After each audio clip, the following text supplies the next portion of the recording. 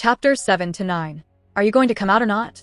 Have you seen my palm? If you don't want this palm to land on your butt, you'd better let go of the pillar and come out with me right now. I won't come out even if I die. As Mrs. Fujimaru watched the stubborn Shirou cling tightly to the pillar, a headache began to form. When she brought Shirou back from the police station, Mrs. Fujimaru noticed the marks on the back of his right hand. She was not a magician, so Mrs. Fujimaru was unaware of the existence of magic. Therefore, she had no knowledge of the Holy Grail War or the seals. To her, the marks on Shirou's hand seemed like a tattoo similar to those used by cults. This was because, when the police had found Shirou, they had also discovered a magic circle on the ground that seemed to have been drawn in blood, as if it were the result of some cult ceremony. As a mother, Mrs. Fujimaru doesn't want her son to have tattoos, or anything that might make him seem like a delinquent. She had been hesitant to bring up the issue before because she was afraid that Shirou might still be struggling with negative emotions. However, after living with him for a few days and seeing that he didn't seem to be affected by any negative feelings, Mrs. Fujimaru decided that it was time to take Shirou to the tattoo shop and have the red tattoo removed.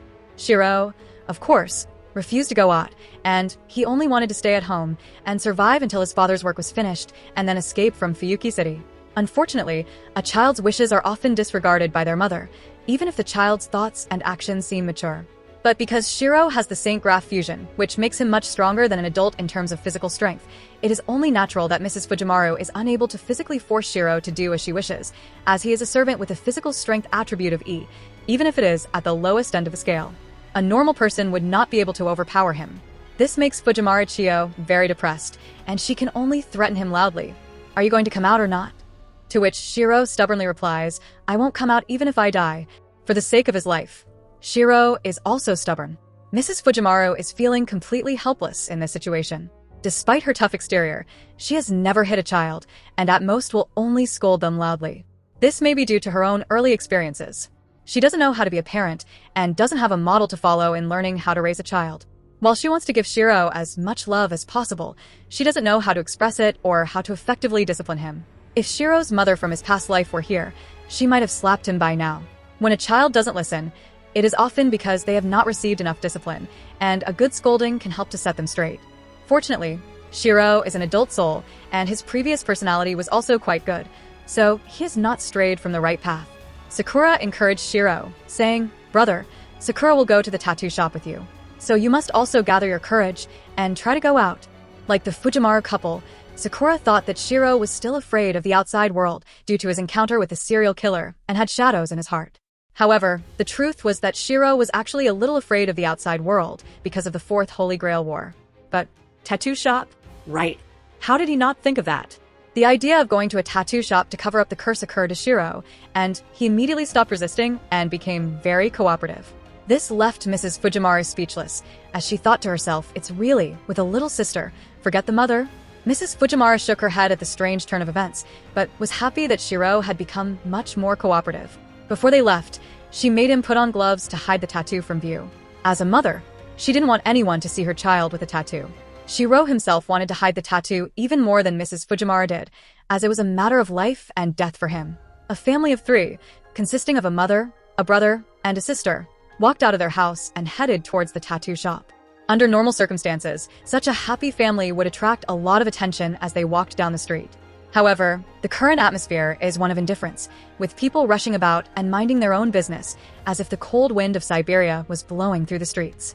It is understandable that people are not paying attention to the family, as the current economic recession has created a sense of anxiety and fear that hangs over everyone like a sword of Damocles. Under such circumstances, people are likely to focus all their energy on their own problems and have little spare energy to pay attention to others. However, there is a pair of eyes that have been watching Shirou from the moment he walked out of the house. The new flame has disappeared. It has finally turned into a purebred hybrid. There is no disappointment or anger in the speaker's voice. The Golden King, standing on the tower and looking down at the earth below, has long been accustomed to these kinds of things. The soul of a child is as pure as snow, but as they go through life and are exposed to the modeled world around them, they may become contaminated with seeds of ignorance. This can cause the soul to become a disgusting hybrid.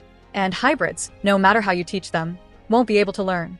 No matter how you guide them, they will still fall into ignorance. It doesn't matter how much effort is wasted. Disappointment is an emotion that has long disappeared from the Golden King, because the Golden King has given up hope. Without hope, where is the disappointment? Humph. With an arrogant laugh, the Golden King gradually disappeared. He saw through the true identity of the child named Shirou and was aware of the fact that he had fused with the Saint Graph. However, he did not take action. Mongrels are just mongrels. It's dirtying his hands to take the initiative and treat them seriously. But if a mongrel dared to spy on his treasure, then the punishment of the king will surely come. Shirou paused, scanning his surroundings. Is something the matter, big brother? Sakura noticed Shirou's hesitation and inquired. No, it's nothing. Shirou shook his head and resumed walking. Shirou felt a sense of confusion wash over him. A moment ago, he had distinctly felt as though he was being watched, but upon looking around, he saw no one. Additionally, the sensation of being watched hadn't carried any malicious intent and quickly dissipated. But as a participant in the Fourth Holy Grail War, Shirou is very sensitive to this. Could it be that he was discovered by someone else? Shirou wasn't sure what was happening, but he knew that Fuyuki City was becoming increasingly dangerous. Going on a trip wouldn't be enough. It would be best if they could move. But before making any plans, he needed to go to the tattoo shop and have the curse covered up. Arriving at the tattoo shop, the owner was very polite. After asking about the request, he carefully began to help Shirou deal with the curse on his hand.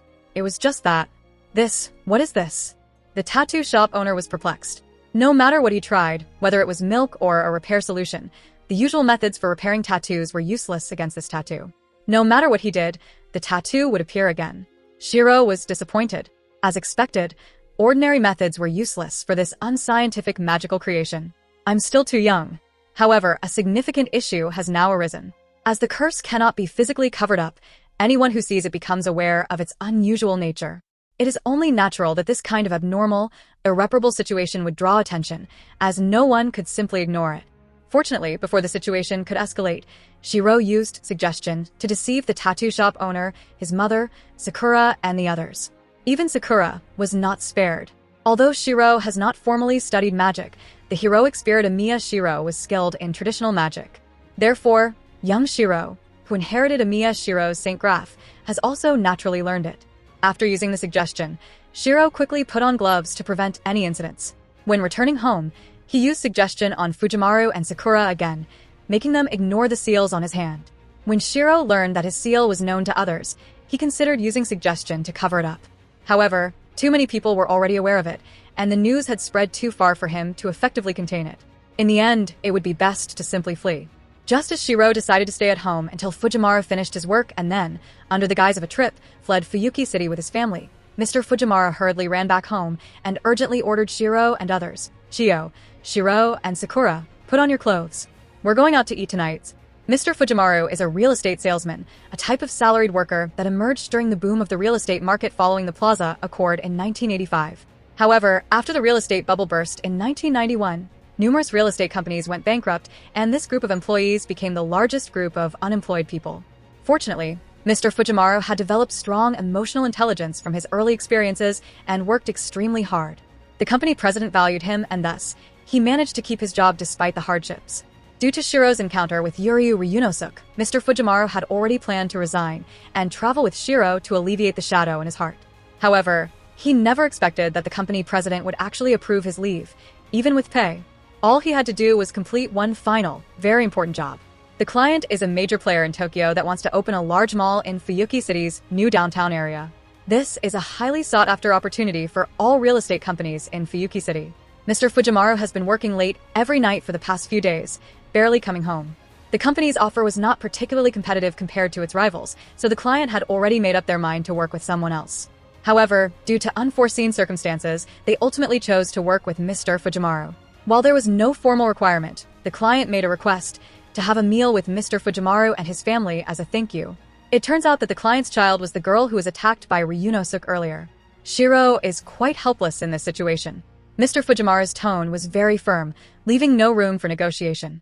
Due to his past experiences and years of struggle, Mr. Fujimaru generally takes a soft approach to handle situations and is often guided by his wife at home.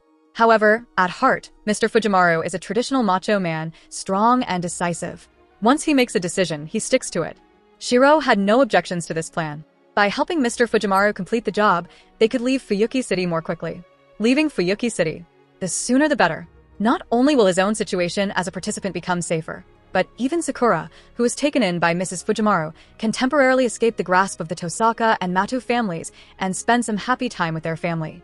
The banquet table was set at the International Grand Hotel in Shinto. Shirou didn't have the energy to see what it was called, because as soon as he heard the location, his heart was cold. He was afraid that a messenger of justice would run out from somewhere and blow up the hotel with a bomb. As for why he was so sure that the Grand Hotel that Amiya Kuritsuga blew up was this one, it was simply because in this small city of Fuyuki, this was the only hotel that was up to par and positioned as international.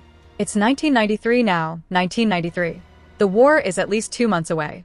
Relax, relax, the battlefield is still on the way, Shirou comforted himself. Mr. Fujimaru, this way, over here, a middle-aged man with short brown hair called out to them from a distance as they approached the Grand Hotel.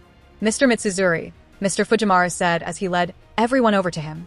Mr. Mitsuzuri led Mr. Fujimaru and his family into the Grand Hotel, expertly guiding them to a private room and taking a seat. There were already quite a few people in the private room, at least 7 or 8, including 2 elderly individuals. It was clear that it was not just Mr. Mitsuzuri's family. The girl who had been with Ryunosuke during their time of hardship was sitting next to an old grandmother. She had her head down, looking a bit downcast, with a forced smile on her face. It was clear that, as an ordinary little girl, she had not yet recovered from the trauma of a few days ago. Upon closer inspection, Shirou noticed that the little girl was actually quite cute. While her features were not as delicate as Sakura's, they were very distinct. Despite her young age, she had a classical beauty. The 2 main men introduced their families to each other.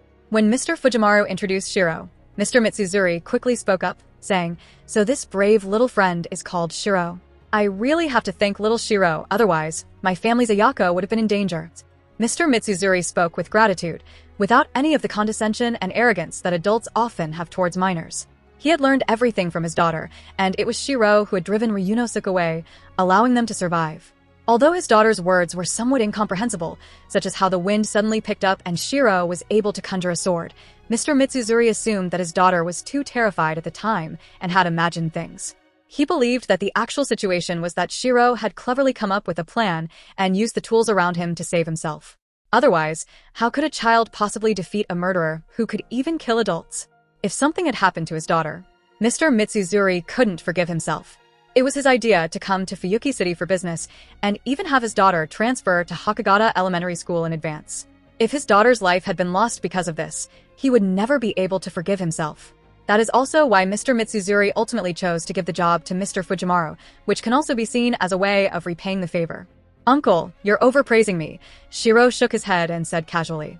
Mr. Mitsuzuri was a bit surprised. 6-year-old children are usually more timid, and even children with more outgoing personalities tend to feel awkward in the presence of many strangers.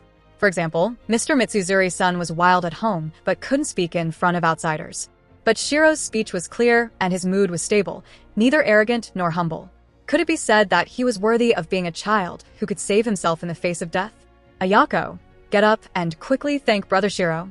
Shaking his head, Mr. Mitsuzuri said to his daughter. Ayako quickly stood up, looking at Shirou, and said, "Then, thank you, big brother." Shirou waved his hand dismissively and replied, "It's no problem. I'm just glad you're okay." Shirou didn't think that the girl he had shared adversity with would actually be his future classmate, Mitsuzuri Ayako. However, the current her is not as steady and reliable as she will be in the future, but rather timid and fearful like a typical young girl. Mitsuzuri Ayako felt a sense of longing. She couldn't forget how, during that life and death situation, she had panicked and cried continuously, while Shirou remained calm and eventually defeated the killer. Even now, during their conversation, he remained calm. "I want to be a reliable person like this brother in the future," Ayako thought to herself. The banquet continued, and the Mitsuzuri family expressed their deep gratitude to the Fujimaru family, most notably by constantly toasting Fujimaru Narita. Fujimaru Narita is no fool, and quickly began to return the favor. The showdown at the dinner table was not about who had a higher tolerance for alcohol, but rather who could talk and who could get whom drunk. If someone has a high tolerance for alcohol but cannot speak, they will only be given more and more to drink, while others may praise them with their words but mock them in their hearts. Fujimaru Narita managed to hold his own thanks to his high emotional intelligence and ability to speak, while Mr. Mitsuzuri, an experienced businessman, only got slightly drunk after drinking with him. The other Mitsuzuri relatives who were trying to get them drunk ended up getting drunk themselves. As the drinking began to wind down, Mr. Mitsuzuri and Fujimaru Narita started talking about business and, in the process, shared their insights on the current economic situation. It's already tough to make money in a big city. There are more unemployed people than employed ones, and there's no money to be made. It's still better in a small city like this, where there's some profit to be made, Mr. Mitsuzuri said. Mr. Mitsuzuri is right. In a small city like this, the main economy is still based on small businesses. There are very few listed companies, so the impact is smaller. However, the user base is smaller and the market is easily saturated, Narita added. Then the competition is also smaller, Mr. Mitsuzuri agreed. The two men began chatting about business and eventually began discussing the contract they were about to sign. Shirou didn't care about these matters. He just focused on eating his food. After all, he was still young and not well-versed in the economic situation in 1993. He only knew that the future would definitely be dominated by the internet, so he had no interest in listening to business talk. In addition, the Grail War, which was a matter of life and death, weighed heavily on his mind, so he had no desire to listen to business talk. Sister, is there anything strange on my face? Sakura asked Mitsuzuri Ayako, looking worried. No. It's just that you look familiar, like I've seen you somewhere before, Mitsuzuri Ayako replied, shaking her head. Sakura's body trembled, and she forced a smile, saying, It must be a mistake. I've never seen sister before. Maybe. Ayako wasn't sure. However, Sakura's bright green eyes reminded her of her classmate, Rin Tosaka. Shirou remained silent, recalling that Mitsuzuri Ayako and Rin Tosaka both attended Hakagata Elementary School, and it was likely that Sakura had studied there as well.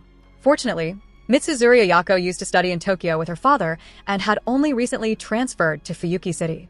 Otherwise, she would have probably recognized Sakura at first glance. Sakura probably would have declined to join them if it wasn't for Fujimaru Narita urging his family of four to come along. However, before this outing, she had even accompanied him to a tattoo shop. Was this act of kindness from the girl, or did she see him as a friend and consider him a brother? Shirou didn't want to think too much about it because he knew that Sakura was ultimately destined to leave. Although the Tosaka family had not yet come looking for her, it didn't mean they had given up on her. They were probably just preoccupied with the Holy Grail War. Alternatively, rather than using the Tosaka family's resources to search for Sakura, they might be aimlessly wandering the mountains, ignoring Fuyuki entirely. Shirou wasn't interested in finding out whether this was the answer or not. He just knew that the Tosaka family would inevitably come looking for them sooner or later. Once Sakura is taken back by the Tosaka family, she will be handed over to the Matsu family and undergo modification. The only unknown factor is whether Shirou will be able to withstand the condemnation of his conscience and witness a once well-behaved and sociable girl being sent to hell. Shirou doesn't know. He is just an ordinary person, neither a noble saint nor an evil sinner, but simply someone trying to navigate the complexities of life. He has his likes and dislikes, experiences kindness and hatred, and feels courageous and fearful. He cannot remain indifferent to seeing a girl suffer in a miserable hell, but he is also unsure if he would be willing to risk his life to save a stranger who is not a family member or even a friend. These conflicting emotions are something that many people can relate to. Shirou is aware that he is hoping for that day to arrive later, constantly reminding himself, I want to stay alive. Don't take unnecessary risks, and don't play with your own life. Being alive is the most important thing. If I can survive the Fourth Holy Grail War without any problems, I can go online, start a business, and become wealthy. He may continue to remind himself, but when the time comes, will he be able to remain indifferent and watch as a sociable girl is sent to hell? As a person with a conscience, it is uncertain how he will react. Only time will tell the answer to this question.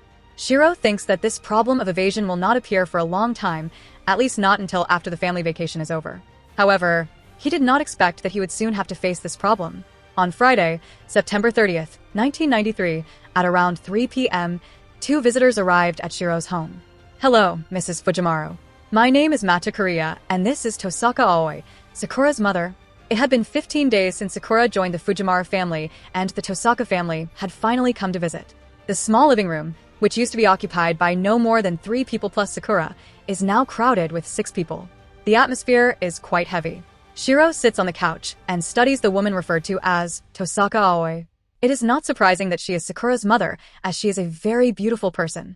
With long green hair and a white flowing skirt, she has a gentle demeanor and the poise of a lady. While Fujimaru's wife, who has grown up through hard work, has a unique energy characteristic of wild children, Tosaka Aoi exudes the calmness of a noble lady.